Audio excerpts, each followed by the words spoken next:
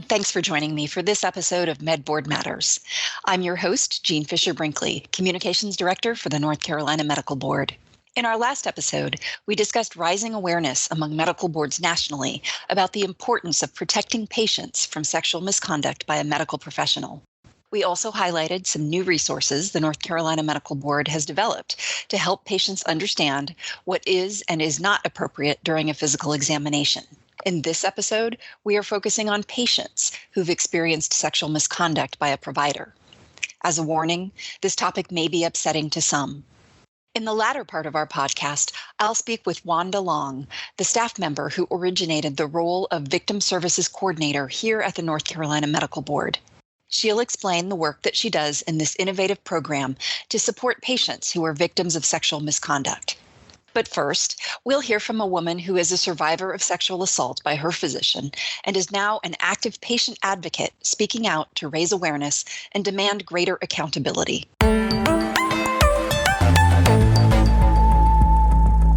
I am delighted to welcome Marissa Hoechstetter. Marissa, thank you so much for joining me. I wondered if you might begin by telling some of your own story. Thank you so much for having me. I was a patient of an OBGYN in New York from 2009 to 2012 and was sexually assaulted during that period. The last time of my visit was my 1-year postpartum checkup with him, and at that time I was undoubtedly assaulted and never returned to his office. My journey really of coming to acknowledge what had happened to me and find the time and energy and spirit really to be able to speak publicly about it has been quite an evolution, but it's something I feel really strongly about and am committed to sharing my experience to connect with others who have experienced something similar. Can you say a little bit more about why it was so important to speak out about what had happened to you? I know you gave birth to twins. You had 1-year-old twins. It's an extremely busy time in any parent's life with one baby, let alone two. You had been through a trauma. Certainly nobody would have faulted you for saying, you know what, I need to focus on my family and just move on. But instead, you became a very active public advocate. So why did you feel so strongly about it? You know, it took me some time, and obviously being a new parent and working full time and all of that, I think meant that I was a little bit delayed in my ability to speak out. What really happened was that I thought that what happened to me was something that only happened to me, and I was very alone in my understanding of that and did not share it with people and was embarrassed by it. Questioned myself for not having spoken up. And so it was something really that I held and carried around. And over time, as a few other people came forward to report abuse by this same doctor, I realized kind of slowly, it sort of unfolded before me, but I realized I wasn't alone. And my understanding of that experience motivated me to report it to law enforcement. And at that time, I continued to meet people. Other people were speaking out, and my relationship with the trauma really changed. And I became really frustrated about what had happened, and that I had been in the position where this person could have harmed me and so many other women. Once that switch sort of flipped in my head, and I understood the institutional accountability and the sort of setup in healthcare that's really unique that allowed this person to have access to my body in that way, I felt really motivated to share my experience, to make change and to connect with other women. I think that that's probably a very common experience among, I was going to say women, but really any patient who has experienced sexual assault, is that there is a tendency to think that there's something special about you, that it's just you, and to keep it private. So I commend you certainly for being willing to speak publicly about this, because I do think it must be a great help to other people who have been victims of sexual assault. I wonder if you could share some of the key messages that you have for patients when you do speak out. Thank you for saying that. And I think something that I have just been so fortunate every step of the way with my advocacy as I have spoken out to a wider and wider audience, I hear from more and more victims of this kind of assault. And so I know that unfortunately it is something that many people experience, and that's really what motivates me to keep going. I know that we're speaking about something that a lot of people don't want to talk about, and it's really important to make sure it's part of the conversation. So it's part of the conversation in healthcare settings, it's with providers, with patients, it's part of this conversation that you might have with children or people that you care for, or bring into healthcare settings. It should be part of our conversations, not something that we keep sort of separate or secret. Medicine is really unique in that there are often legitimate reasons for a provider's hands to be on or even in your body. And that can be really confusing. You can think that you did something wrong or that you misunderstood something. And you need to remember to trust your instincts. And if something doesn't feel right or is uncomfortable in any way, it is well within your right to leave the situation, ask for other people to be with you, ask for another opinion, ask the provider to explain what they're doing, right? And so the more that we can normalize these conversations, I think the more we will be able to get at this issue and help prevent it. Okay.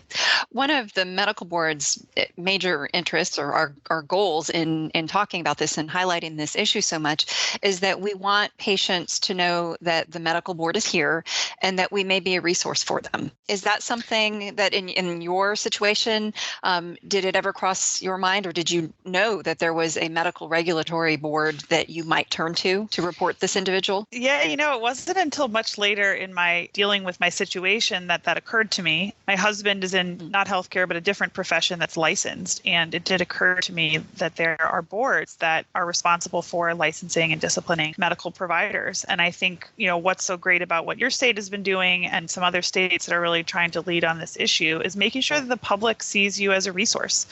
And what I often encourage patients to do, there may be reasons why someone doesn't want to approach law enforcement or wants to seek other kinds of help or support for a situation with a provider. And the medical board is an amazing resource to turn to because of your responsibility, your ability to investigate, to broker these conversations. And I think informing the public that it exists as a resource to them is incredibly important. And I think that we have found anytime we are asked to speak about this issue that we say yes, because we want people to know that the medical board is here for them. And then if they report something to us, it will be taken seriously. It will be investigated. We, of course, can't guarantee the outcome because the outcome of the case depends on the quality of the evidence that the investigators are able to gather in the case.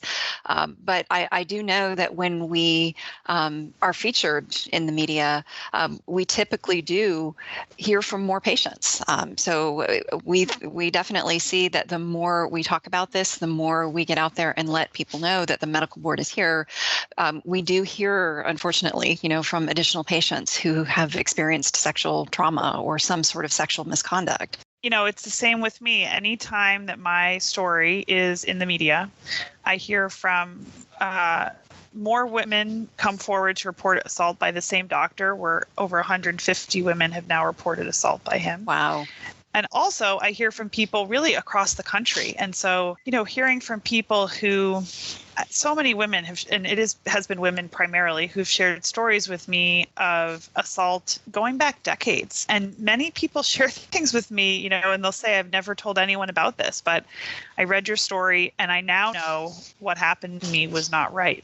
And it's hard to take in, to hear those stories. But again, it reaffirms for me that we're in the right direction. We're talking about something that matters. Right. One of the things that I find troubling is when you read coverage of, a story about Larry Nassar, for example, or the doctor at UCLA or USC who was abusing students, people tend to hear that and sort of put it into a category as being an aberration. And of course, there are many wonderful providers who are not doing this, but there are people who are taking advantage of their position of power, just like they do in many types of sex crimes. And so the more that we can talk about it and make people feel comfortable in coming forward to report to you, to law enforcement, the better. Yes, definitely.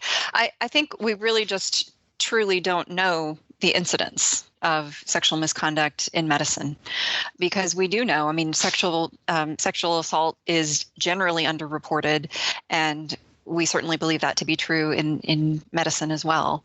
So the best we can say is we simply don't know how frequently this occurs. When it does, it's very, very serious, and it is a terrible betrayal of the clinician-patient relationship for sure. We need to know more about the scope of the problem to be able to address it. And reporting and talking about it and surfacing these things, hopefully will be able to, in time, see more trends, see more similarities, be able to, as both the healthcare community and a patient advocate community, be able to look at that data, really that information, and try to address the problem more specifically. So reporting is really helpful, both for the individual, for the system, but also to make bigger changes over time.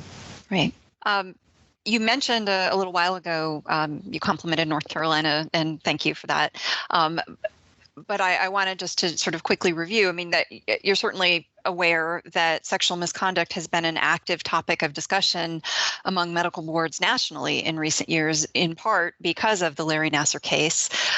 In North Carolina, we have done quite a bit in recent years. Our board members and staff have completed training in the effects of trauma on the brain, and our investigators have been trained in trauma-informed investigation techniques. In addition, our board successfully lobbied for stronger laws in North Carolina to protect patients from licensed medical professionals who are convicted sex offenders. We now also have a law that requires our licensees to report to the board if they are aware or they believe that another licensee is engaged in sexual misconduct with patients.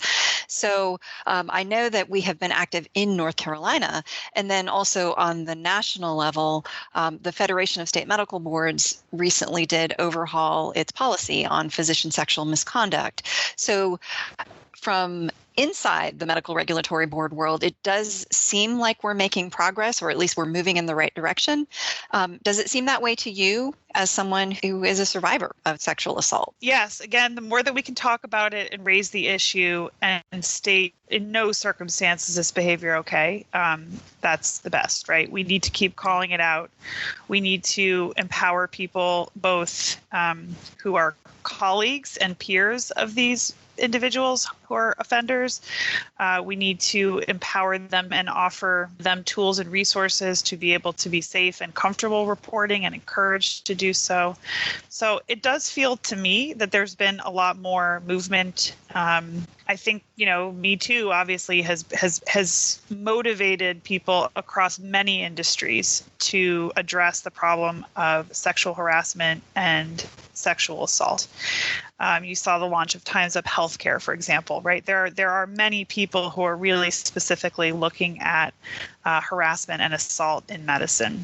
Mm-hmm. So I would really, encourage boards and, people in positions of authority, both, hospital administrators, other people from within the industry, to look at the good resources that boards are putting out that are really taking an active stand, to look at the recommendations of the FSMB's working group on this issue and see, what are changes that we need to make either in our board or legislatively, right? A lot of things vary state by state, but yes, there are some great resources being developed now. And I think the more that colleagues, professionals within the industry can work together to learn from each other to share these resources, patients will benefit. And ultimately, the providers will benefit too. Everyone deserves to work in a safe environment where they feel comfortable and safe. And patients deserve to go to an environment where the people working there feel comfortable and safe. And so it benefits everyone, really. Well, is there anything else that I have not asked you about that you would like to share with our listeners? Yeah, I would just want to reiterate the point for patients listening that if you find yourself in a situation where a healthcare provider is acting inappropriate or acting overtly, inappropriate, it's not your fault. It's not something you did. And there are many things that lead people to offend and harm people in this way. And it is not about you, the victim, who's experienced this behavior. And I hear from a lot of people who say, oh, it's so amazing that you're able to speak out on this. I understand that not everybody is able to, nor do you have to. What you do with your life and your experiences is you. But I would encourage you to know that if you want to speak out, there are people out there who want to help you, who are working to make change, and to really reach out and turn to those people who are helpers. Medical board, other patient advocates, we're here to support you. Great. Well, thank you so very much for your time. I greatly appreciate you joining us for this important topic. Thank you. Thank you for dedicating time and attention to the issue. And I look forward to, sharing your resources with others. And I think you're really a wonderful example for others to turn to. So thank you.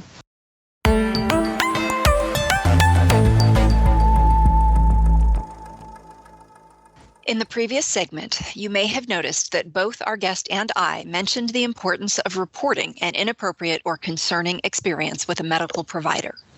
I want to say just a bit more about that, especially about reporting to the medical board. First, it's important to understand that it's possible, maybe even advisable in some situations, to report an incident both to local law enforcement and to the medical board. Whether you do this is going to depend on the circumstances, and it is up to you. It's your choice. I want to emphasize that the medical board only has the opportunity to hold a provider accountable and hopefully protect other patients from similar conduct if it knows that a problem has occurred.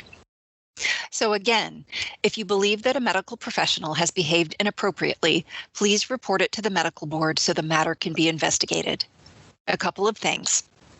There is no statute of limitations for reporting an incident to the North Carolina Medical Board. In general, however, the sooner you report, the better. Anyone who was involved in or who witnessed the incident will simply be more likely to recall the details of what happened.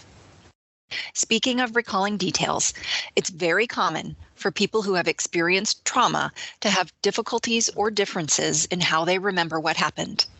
It's entirely possible that a sound, a smell, or some other random detail may trigger a memory. If this happens, please reach out to the board to let us know. You can always add to your statement. So how do you file a complaint? The preferred way is in writing, using the North Carolina Medical Board's online complaint form. Get started by visiting www.ncmedboard.org/complaints. That's COMPLAINTS. Or you can always call the board and ask to speak to a complaint representative.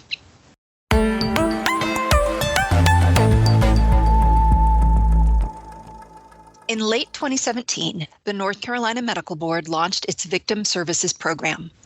The program is based on similar services offered by the U.S. Army and other branches of the military to soldiers and family members who are victims of sexual or domestic abuse. The concept is pretty simple. The Victim Services Program offers support and assistance to patients who have experienced some type of sexual misconduct by a medical provider. Assistance is available at no charge, and regardless of whether the North Carolina Board determines that it has sufficient evidence to take action against the licensee in question.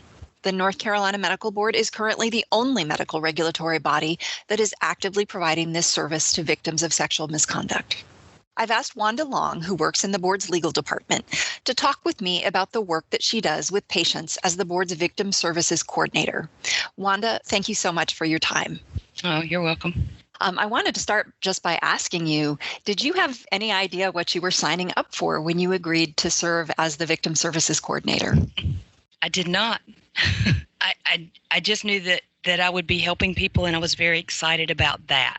But I had no idea what to expect. Okay. So tell me then, how did you prepare to step into the role? I know there was some training and even a certification involved, but talk to me about that process. So, yes, I went to a week-long course through the Victims Assistance Network, and it was very intense. And to be honest, I was a little traumatized when I came out of the program. When you say you were traumatized, say a little bit more about that. I mean, just by the types of things that people have been through, that victims have been through? Okay. Exactly. Yeah. That's just not something I was familiar with. So to hear the stories and when I came home, I had to put all my literature and stuff away for a while. I just had to put it in the closet and come back to it a little later after I could just soak it all in. Mm-hmm. Did it change how you felt about the role that you were getting ready to assume, or did you feel more determined that, yes, people need my help? I did. I became very passionate about helping victims. Well, let's get right down to basics then. I mean, how do you actually identify people who may need assistance, and how do you get in touch with them?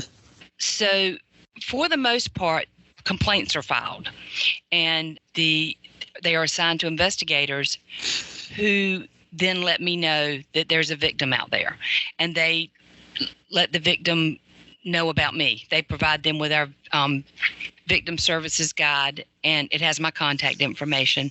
So usually, well, every case is different, but usually I give the victim a little bit of time to read the victim's guide and to decide if they want to reach out to me.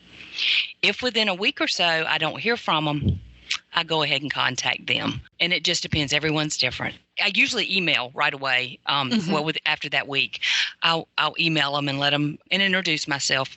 But I really, really want to talk to them. I want them to hear my voice on the phone.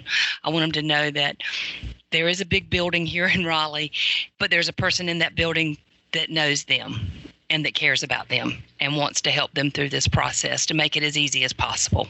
I wondered if you could share, some of the reactions that patients have had once you explain the victim services program to them and you explain what you're offering to them, that you're offering help. Most of them are grateful. Now, I have some who don't want to speak to me at all. They're totally comfortable in their situation and are getting the support they need from somewhere else. I'm not a counselor. I'm just an employee at the board who can help them through our process. But most of them are grateful, and most of them are anxious to understand the process. Sometimes it's a little slower than they expected because we're very thorough. But for the most part, they're receptive of me and grateful that I'm there to answer questions. Okay.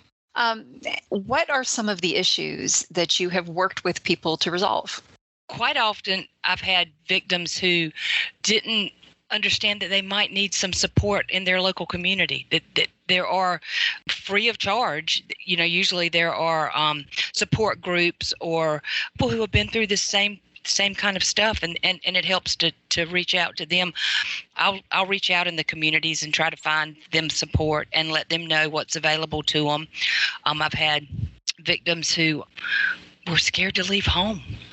They were just that traumatized, and I've been able to contact the centers close to them and get in great detail what they can expect, what they'll see when they walk through the door, what they're going to need to tell the person who answers the phone. Mm-hmm. And I know we've had some issues where language has been a barrier. Can you talk a little bit about that? I have had a few victims who English was their second language. So they've had friends who help them communicate with me. So I've been able to reach out and find them resources for whatever language they speak and help them be comfortable in knowing that there's someone who can communicate directly with them and get them the help they need support-wise for counseling. Great. And I wondered, you mentioned a couple of times that one of the roles that you play, in addition to helping connect them with resources and services in their area, is to sort of help them understand and walk them through the medical board's process. Could you say a little bit more about the types of questions or the types of information you provide relative to the medical board's process? Yeah, so the victim, why would they have any reason to understand what we do and how it works? Right. It is a slow process. So I help them understand that the investigators are interviewing lots of people, not just them, not just the doctor. There may be other witnesses or other people that play a part in the investigation. Also, that there's not always going to be a public action. It's not always going to be resolved by everybody knowing what's happened or a public document being out for consumption by the general public. And that's hard for them to swallow sometimes. They won't. Right. Sometimes there's not going to be a public action. There's going to be not even an action. We just have to acknowledge that the complaint was filed, and we do what we call accept as information. It's going to be in the doctor's file. We're going to always know it happened, but it's not necessarily going to result in a public action. Right. And that's difficult sometimes. Yeah, I can certainly imagine. I mean, I think we have that problem generally with complainants, is that anybody who files a complaint is upset enough that they're seeking some type of action against the provider that they're upset with. And it's hard for them to understand that whether or not it results in action really depends on the evidence that we're able to gather and the legal process. So, yeah. Well, that's great. So you sort of translate for them in a way of here's what's going on, here's how the process works. But in the meantime, you're also working with them to make sure they're getting what they need. Right. Another question that I had for you is whether any people that you've worked with stay in touch. Do they check in and let you know how they're doing? I have had a few that I still communicate with, and I keep them on my list. So since 2017, we've had 80 cases as of today. Wow. Which is, a big deal. So I have had a few who continue to keep up with me. Yeah. Well, what are some key things that you would like someone who perhaps is a victim of sexual misconduct by a medical provider to know about the Victim Services Program? So filing a complaint is not easy, and it's a very brave thing you're doing. That I am here for the victims. I will do everything in my power to get them the resources they need. I'm not a counselor. I'm just here to support them and help them understand our process. It's not an easy process. It's not a fast process, but it's very deliberate.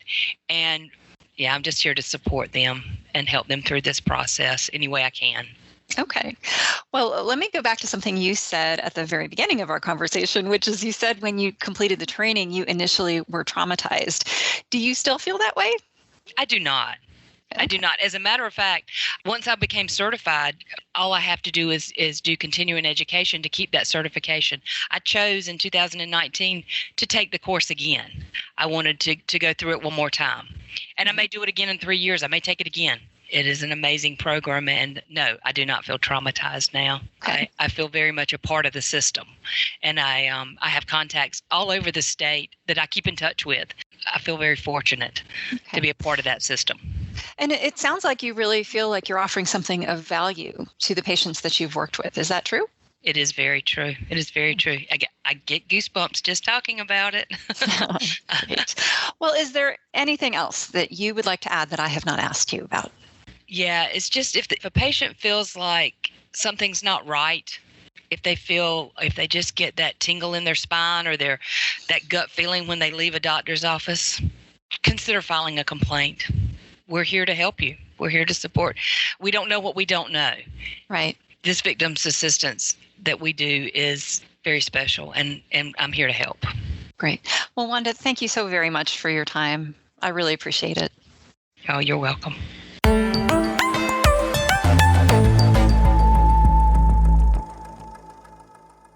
That brings us to the end of this episode of MedBoard Matters. As always, your questions, comments, and ideas are always welcome. Email us at podcast@ncmedboard.org.